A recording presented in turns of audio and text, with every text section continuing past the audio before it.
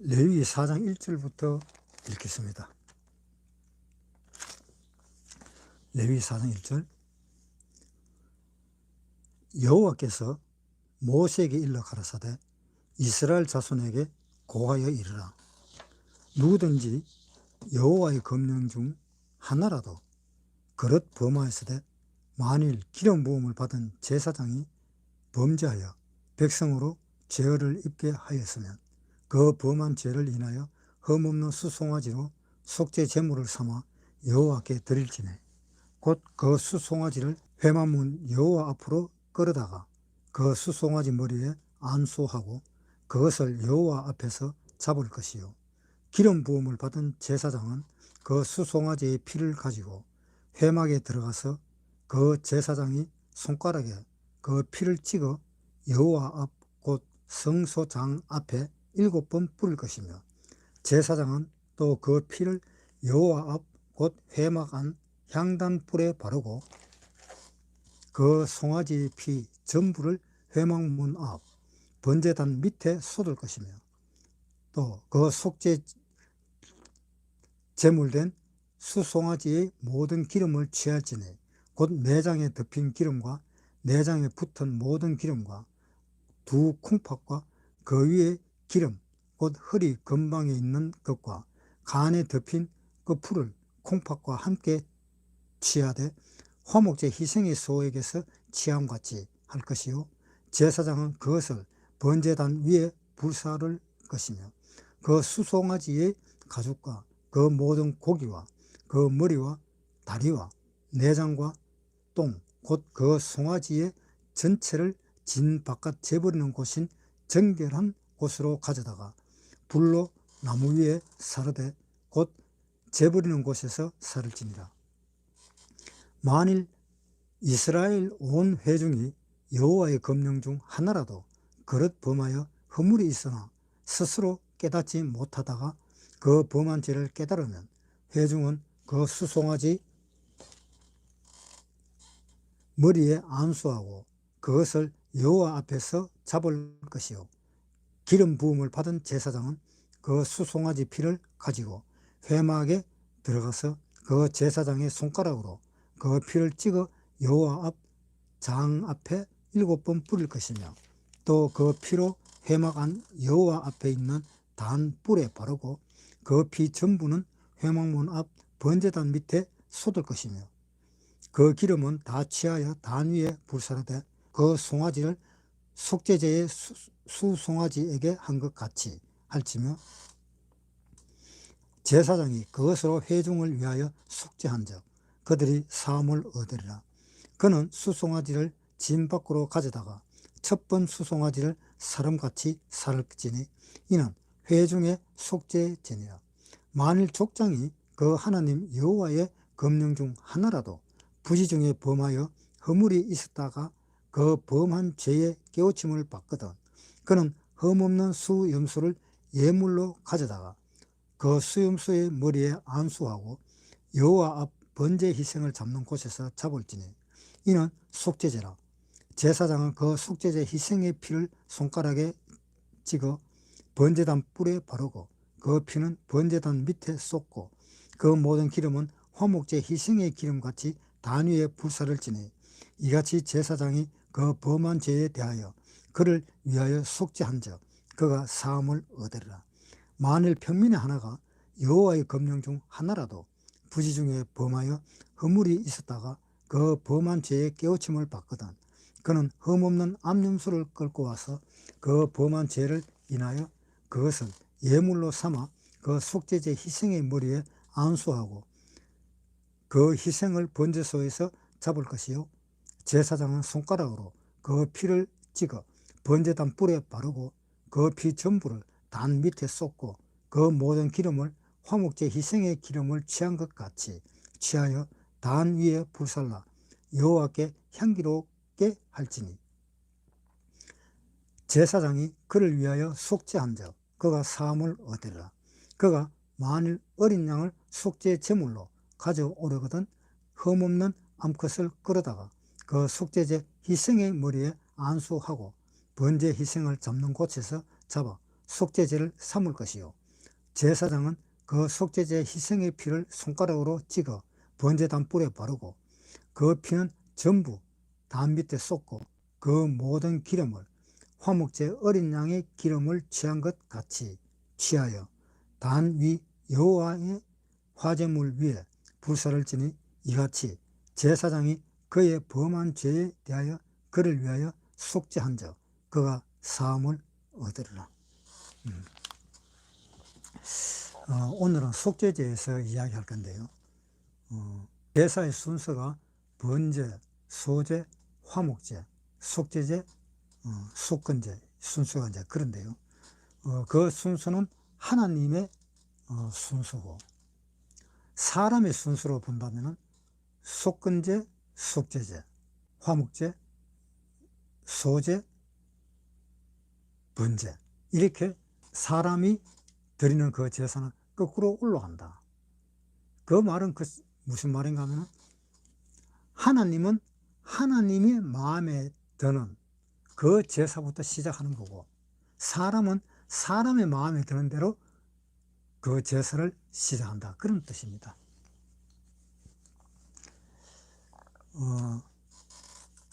번제와 소제와 화목제는 하나님을 기쁘시게 하는 제사이기 때문에 그 하나님을 기쁘시게 하는 그 제사에서 우리가 하나님이 받았다 하는 것을 알고 그 다음에 우리는 속죄제와 속건제를 드리는 것입니다. 속죄제는 우리 죄를 없애주는 것이 속죄제입니다. 그런데 이 속죄제나 속건제, 소제 같은 이런 제사에 나오는 이 방법들은 언제부터 나왔는가 하면은 이스라엘 사람들이 이집트를 탈출해서 시내 광야에 있는 동안에 시내산에서 하나님이 율법으로 주신 것입니다. 그 율법은 이스라엘 백성에게 준 것이죠.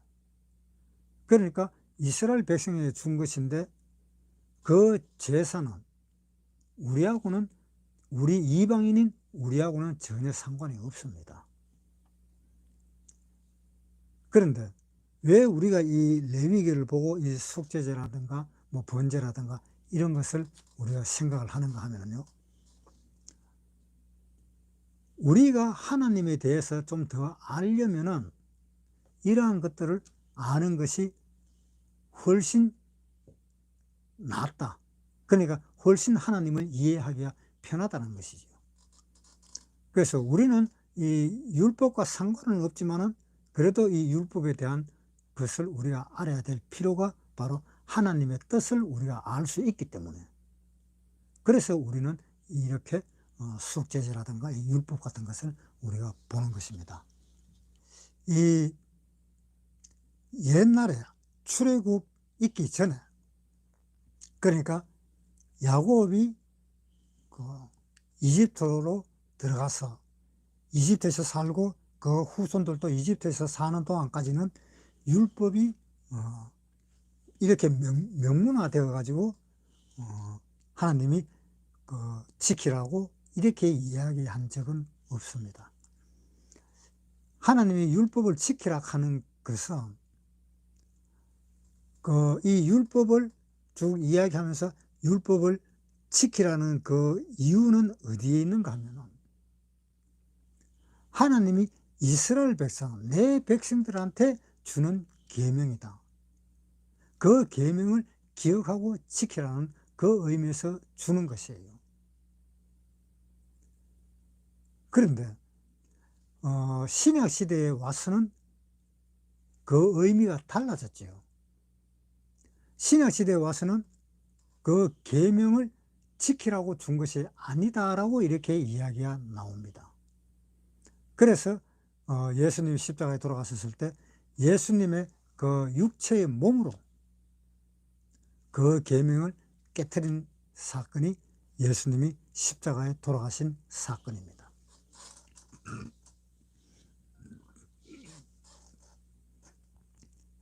그러니까 예수님이 우리에게 준 이 계명은 구약 시대 때는 너희가 내 말을 지키나 안 지키나 보자 하면서 십계명을 주었었지만은 신약 시대 때는 달라졌다는 거. 물론 구약 때 다르고 신약 때 다르고 그런 거는 아닙니다. 하나님이 구약 시대 때에도 율법을 준 그 이유와 그 목적이 분명히 있었습니다. 그 목적은 신약 시대 때와 똑같은 목적이에요. 그런데 신약 시대 때의 그 율법을 예수님은 폐해버렸다. 깨버렸다. 그것은 율법이 온전하지 못하기 때문에 예수님이 오셔서 깨버린 겁니다. 그렇지만 그 율법이 존재했었다는 것, 그 율법이 존재한 그 이유가 뭐냐, 그런 것을 알기 위해서 우리가 율법을 보고 또 하나님이 시키는 대로 우리가 살아가는 그 자체가 하나님의 뜻을 알기 위해서 우리가 그렇게 살아간다는 것입니다.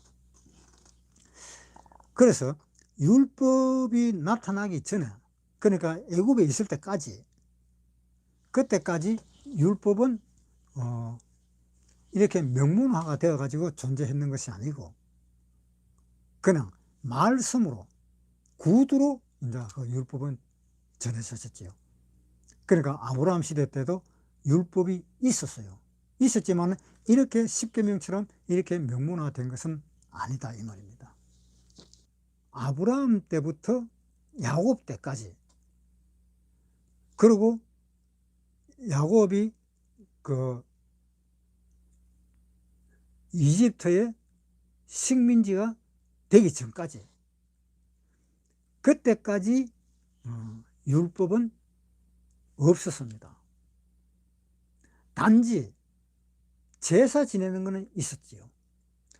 가인과 아벨이 제사를 지냈고, 그런 식으로 제사 지낸 것은 있었는데 율법에 명문화된 것은 없었기 때문에 제사는 그대로 이어왔습니다. 그래서 제사는 그대로 이어왔는데 그 제사 이어온 것이 명문화된 제사가 아니고, 지금 명문화된 제사는 번제, 소제, 화목제 뭐 이런 거잖아요.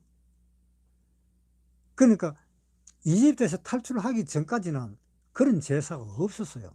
이집트를 탈출할 때에 유월절 제사 지내는 그것은 있었습니다. 유월절 제사 지내는 그거는 있었지만 그 제사도 결국은 이 제사가 나오기 전에 있었던 제사였어요. 그래서 나오기 전에 있었던 제사는 뭐가 있었는가 하면 번제라는 제사가 있었습니다.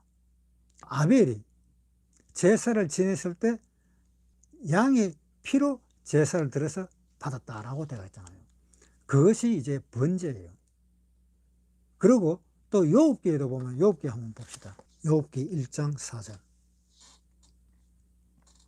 그 아들들이 자기 생일이면 각각 자기의 집에서 잔치를 베풀고 그 누이 셋도 청하여 함께 먹고 마심으로 그 잔치날이 지나면 욥이 그들을 불러다가 성결케 하되 아침에 일어나서 그들의 명수대로 번제를 드렸으니 이는 욥이 말하기를 혹시 내 아들들이 죄를 범하여 마음으로 하나님을 배반하였을까 합니다.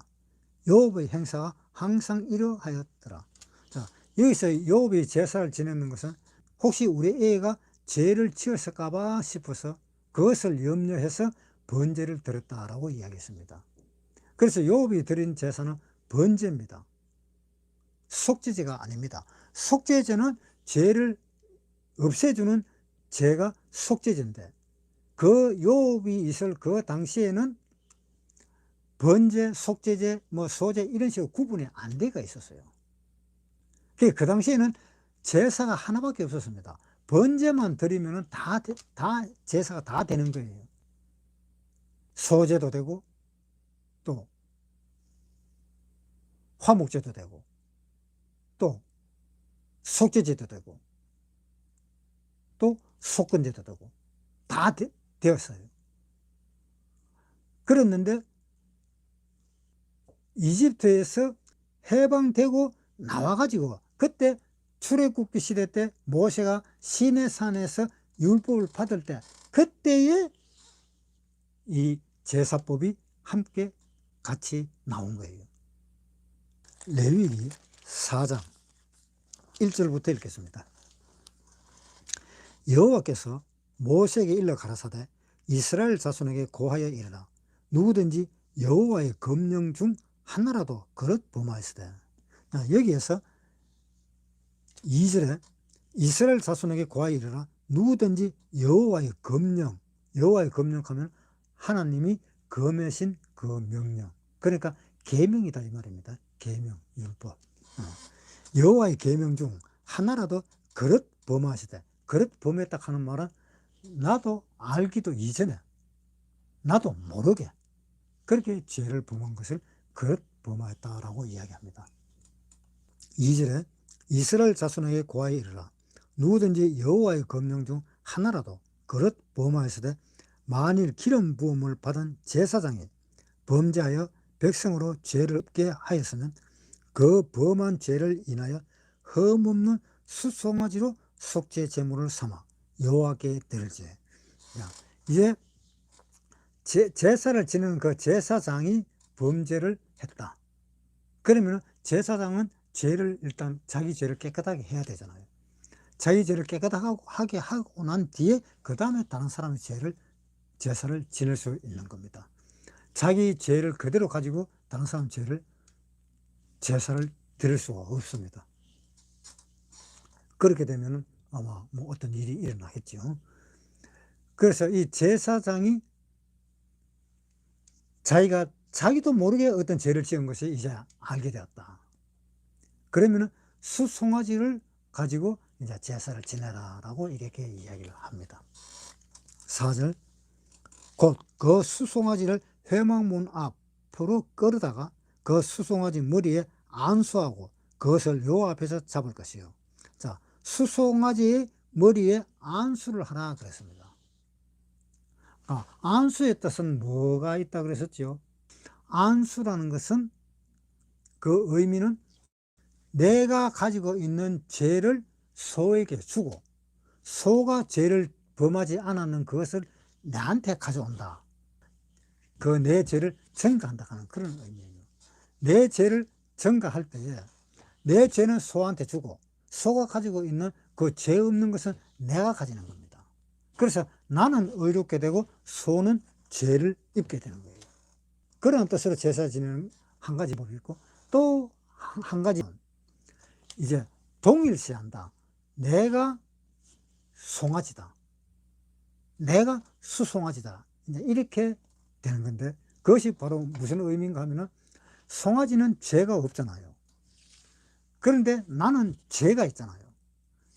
그런데 송아지가 죄 없는 거와 내가 죄 있는 거와 둘이 한 몸이 된다. 둘이 똑같이 된다. 스스로 죄를 지냈었을 때에 나는 죄가 있고 소는 죄가 없으니까 내 죄가 소처럼 없어졌다. 그런 의미입니다. 소하고 똑같이 되었다. 그것을 이제 동일하게 보는 겁니다. 그래서 안수는 두 가지 의미가 있다. 동일하게 보는 것과 그 다음에 증가하는 것, 이렇게 되어 있습니다. 그런데 여기에서는 3절에 봅시다. 다시 만일 기름 부음을 받은 제사장이 범죄하여 백성으로 죄를 입게 하였으면 그 범한 죄를 인하여 흠없는 수송아지로 속죄 제물을 삼아 여호와께 드릴지니. 그러니까 흠없는 수송아지를 속죄 제물로 삼아서 드리라. 그 다음에 4절에 곧 수송아지를 회막문 여호와 앞으로 끌어다가 그 수송아지 머리에 안수하고 그것을 여호와 앞에서 잡을 것이요. 기름 부음을 받은 제사장은 그 수송아지의 피를 가지고 회막에 들어가서 제사장이 손가락에 그 피를 찍어 여호와 앞 성소 장 앞에 7번 뿌릴 것이며. 자, 번제단에서 이제 송아지를 잡습니다. 잡고 그 송아지의 피를 회막에 가지고 들어갑니다. 그 양푼에 담아가지고 회막 안에 들어가서 제사장이 손가락으로 회막 안에 들어가면은, 그러니까 성막 안에 들어가면은 그 휘장이 있잖아요. 성소와 지성소를 갈라놓은 그 휘장. 그 휘장 앞에서 7번을 뿌려라. 그렇게 이야기되었습니다. 그 7번 뿌려라 하는 것은 완전하게 다 뿌렸다. 즉, 완전한 제사다. 그런 의미입니다. 그래서 완전한 그 희생의 피를 뿌렸다. 완전하게 다 뿌렸다. 이제 그런 의미죠. 그것을 뿌리고, 자, 5절에 기름 부음을 받은 제사장은 그 수송아지의 피를 가지고 회막에 들어가서 그 제사장이 손가락에 그 피를 찍어 여호와 앞 곧 성소장 앞에 7번 뿌릴 것이며, 제사장은 또 그 피를 여호와 앞 회막 안 향단불에 바르고, 향단이라 하는 것은 어디에 있는가 하면은 그 성막 안에, 회막 안에 들어가면은 그 성소가 있고, 성소와 지성소 사이에 그 가운데 휘장이 있고, 휘장에다가 7번 뿌렸잖아요. 휘장 앞에 뭐가 있는가 하면 향단. 그러니까 하나님에게 기도를 하는 단이지요. 그 향단에서 그 불을 켜면은 그 향단에서 나오는 그 연기를 하나님은 흠양하신다라고 그렇게 되어 있습니다. 그래서 그 연기를 낼 때에 하나님께서 흠양하시고 기쁘게 받으시고, 이제 내가 너희 제사를 받는다라는 그 의미로 하나님은 만족한다라는 그런 의미가 있는 것입니다. 그래서 만족을 하면은 그 다음에 그 피를 가지고 성소 안에 들어가고 이제 이렇게 되는데요. 자, 6절에 다시 그 제사장이 손가락에 그 피를 찍어 여호와 앞 성소장 앞에 7번 뿌릴 것이며, 제사장은 그 피를 여호와 앞 곧 회막 안 향단불에 바르고, 향단불이라 하는 것은 뭔가 하면은 그 향단, 제사 지내는 그 향단, 기도하는 그 향단 4군데 그 뿔에다가 이제 기름을 발라라. 이제 그렇게 되어 있죠. 그래서 그 송아지의 피 전부를 회막문 앞 번제단 밑에 쏟을 것이며, 또 그 속죄 제물된 수송아지의 모든 기름을 취할지니 곧 내장이 덮인 기름과 내장이 붙은 모든 기름과 두 콩팥과 그 위에 기름 곧 허리 근방에 있는 것과 간에 덮인 그 풀을 콩팥과 함께 취하되 화목제 희생의 소에게서 취함같이 할 것이요, 제사장은 그것을 번제단 위에 불사를 것이며. 자, 그 번제단에다가 제사를 지내야 되는데, 이 소는 살코기라든가 뭐 이런 것들은 그 번제단에 제사를 드리지를 못하게 했습니다. 그 못하게 하고 단지 기름만 다 뜯어내라. 기름만 간에 있는 거, 뭐 어디에 붙어 있는 거, 콩팥에 붙어 있는 거, 그런 식으로 붙어 있는 기름만 다 뜯어내라. 그 기름을 번제단에서 태워라 라고 이야기하고 있습니다. 그러니까 그 기름을 태운다는 그 의미는 무슨 의미인가 하면은 이 속죄제를 드렸다라는 것을 하나님이 인정을 한다라는 의미입니다. 속죄제를 드린다라는 것을 하나님이 인정한다라는 의미입니다. 그래서 이 속죄제를 드릴 때 제일 먼저 간이나 뭐 어떤 콩팥에 있는 그러한 기름들을 다 끄집어내서, 다 긁어내서 그것을 번제단 위에서 태우라. 그러니까 그 기름이라는 것은 뭘 의미하는 거면 힘의 원천이 되는 것이 기름인데, 그 힘의 원천이 되는 것을 다 빼가지고 기름을 태우라. 그렇게 이야기되어 있습니다. 그러면서 이 살코기는 저 바깥에 재버리는 곳에 거기 갖다 버려버려라. 자, 그것이 속죄제입니다. 예수님은 이 세상에 오셔가지고 십자가에 못 박혔습니다. 그 십자가에 못 박힌 것이 바로 뭔가 하면은 예수님은 성전에서 십자가에 못 박히신 것이 아닙니다. 이 속죄제는 성전 안으로 가지고 들어가지는 못해요. 번제단에서 그냥 이 기름을 태워버리고, 그리고 그 피를 그 향단이나 거기에서 바르고, 그러지만은 이 살코기는 거기서 먹지도 못하고 안으로 가지고 들어가지도 못하고, 그렇게 제사 지내는 것이 속죄제입니다. 그래서 예수님은 십자가에 못 박혀 죽었을 때 그 십자가는 어디에 있었는가 하면은 히브리서 13장 11절, 이는 죄를 위한 짐승의 피는 대제사장이 가져가고 성소에 들어가고 그 육체는 영문 밖에서 불사람이니라. 그러면 예수도 자기 피로서 백성을 거룩하게 하려고 성문 밖에서 고난을 받으셨느니라. 바깥에 죄 버리는 곳에 버리라. 그래서 예수님은 성문 바깥에 죄 버리는 곳인 그 영문 바깥에서 버려짐을 당했다라는 그 이야기입니다.